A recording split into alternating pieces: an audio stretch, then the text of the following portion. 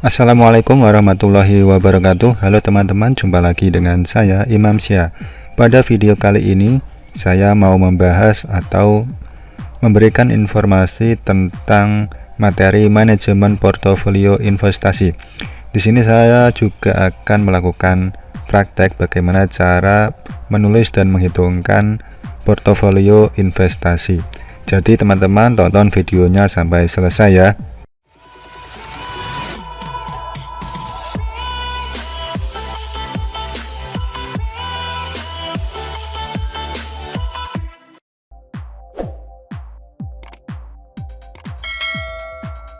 Baik teman-teman, di sini sudah ada materi manajemen portofolio investasi yang saya tulis dan saya himpun dari beberapa sumber atau referensi.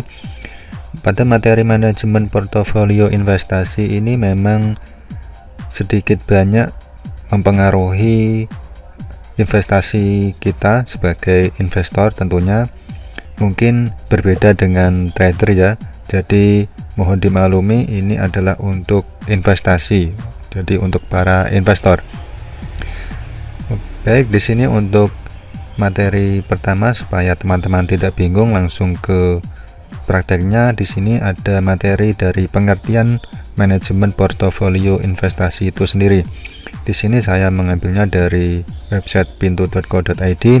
Pengertian manajemen portofolio adalah proses integrasi yang terdiri atas gabungan beberapa langkah yang diimplementasikan secara konsisten untuk membuat dan mengelola portofolio aset untuk mencapai tujuan tertentu dari seorang investor. Jadi di sini catatannya adalah untuk investor. Lalu untuk menghasilkan manajemen portofolio yang baik, maka diperlukan adanya perpaduan aset investasi yang tepat sambil terkadang membuat perubahan dalam portofolio tersebut. Baik, selanjutnya di sini teman-teman mungkin sudah banyak mengenal dengan kata-kata ini ya. Tentunya untuk teman-teman investor mungkin sudah tahu ini. Kalau secara Inggrisnya seperti ini, don't put all your eggs in one basket. Atau kalau disederhanakan artinya dalam bahasa Indonesia yaitu adalah jangan menaruh semua telur kalian di dalam satu keranjang. Lalu mengapa atau why? Pertanyaannya, karena kalau keranjangnya rusak maka bisa menyebabkan potensi telur itu menjadi pecah semua. Berbeda cerita kalau kita menaruh telurnya di beberapa tempat. Nah, seperti ini. Misal di 2 atau 3 telur. Seperti itu ya. Di sini ada diversification atau diversifikasi risiko.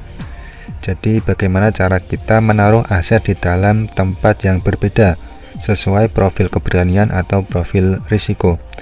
Dengan menaruh aset di beberapa tempat mengurangi potensi risiko yang menyebabkan kehilangan semua aset. Jadi kalau misal ya, ini menaruh aset hanya di beberapa, ini kalau tadi analoginya telur, kalau wadahnya rusak, ini talinya putus dan menyebabkan semua telur jatuh dan pasti pecah. Dan kalau kita praktekkan di investasi atau baik di saham dan kripto dan lainnya, kita menaruh asetnya itu di beberapa tempat seperti di saham, di kripto, di reksadana atau instrumen investasi lainnya. Jadi tadi misalnya menaruh aset hanya di saham saja atau di kripto saja, jika rugi maka potensi kerugian besar bisa terjadi. Itu. Dan kalau kita melakukan diversifikasi, menaruh aset di beberapa tempat, maka jika rugi maka kemungkinan kerugiannya itu kecil, karena di sini ya tadi sudah analoginya seperti telur tadi. Lalu bagaimana cara kita untuk melakukan manajemen portofolio investasi? Di sini saya ada beberapa langkah atau beberapa tips atau disebutnya beberapa materi yang bisa dilakukan. Mungkin ini sharing dari pengalaman saya pribadi juga. yaitu yang pertama menghitung modal yang tersedia. Menghitung modal teman-teman, modal investasi itu, modal yang tersedia itu adalah dana yang tidak akan digunakan dalam waktu dekat. Bisa disebut dengan uang dingin, bukan uang panas ya. Tidak untuk kebutuhan sehari-hari dan tidak untuk dana darurat. Jadi kecuali dana kebutuhan sehari-hari dan dana darurat bisa digunakan untuk investasi. Lalu yang kedua adalah menyesuaikan profil keberanian atau profil risiko. Di sini sudah saya klasifikasikan. Kalau menurut saya ini yang rendah risiko seperti reksadana, deposito, obligasi dan lainnya. Lalu untuk medium yaitu adalah saham, untuk tinggi risiko yaitu seperti kripto. Lalu selain itu juga bisa disesuaikan dengan tingkat kepahaman tentang instrumen investasi. Misal kita pahamnya tentang saham, maka kita berani menaruh saham itu porsinya lebih besar dibandingkan yang lain. Atau kita paham reksadana, kita taruh di reksadana yang paling besar, seperti itu. Lalu langkah selanjutnya itu adalah membuat tabel atau diagram investasi, yaitu dengan menuliskan modal tersedia, jenis instrumen investasi dan bobot investasi. Lalu selanjutnya membuat evaluasi, yaitu dengan menghitung modal tersedia dan modal saat waktu tertentu.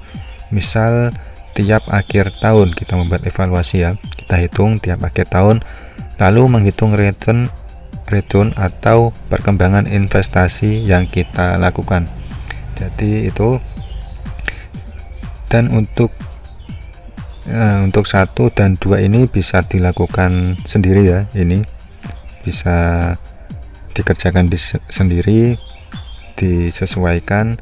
Lalu untuk yang membuat tabel atau diagram investasi ini akan saya kasihkan contoh sederhananya dari yang saya buat. Ini kalau dari saya sendiri seperti ini jenis investasi, ini apa saja, misalnya yang sederhana saja reksadana, obligasi, deposito, saham, kripto dan lainnya. Lalu bobot investasinya berapa, misal ini total modal kita sedikit ya, untuk yang sederhana mungkin kisaran 10 juta ya, ini contoh saja. Ini kita buat berapa, ini kalau saya sendiri karena lebih paham di saham dan profil resiko saya medium tingkatnya mungkin, jadi saya alokasikan untuk saham ini 50% di sini, 50%. Nah, untuk cara membuatnya seperti apa? Nah, ini sederhana saja, ini bisa diketik ya. Ini mungkin sebagian besar sudah tahu. Kalau untuk membuat diagramnya itu seperti ini. Ini bisa di-insert, lalu ini kolom atau bar P atau bar. Nah, tinggal dipilih saja. Ini ya. Lalu untuk menghitungnya ini kan untuk modal terpakai, ini perhitungan dari semua bobot investasi, modal sisa, ini adalah total modal dikurangi modal terpakai. Jadi seperti itu. Ini secara sederhana saja, mungkin teman-teman ya ada dengan cara lain silahkan, yang penting ada tabel atau diagramnya untuk mengetahui seberapa bobot dari portofolio investasi kita. Ini yang sederhana, contoh sederhana modal yang 10 juta. Ini untuk contoh yang modalnya 100 juta sebagai contoh. Ini untuk jenis investasi atau instrumen investasinya juga lumayan banyak saya isi seperti ini.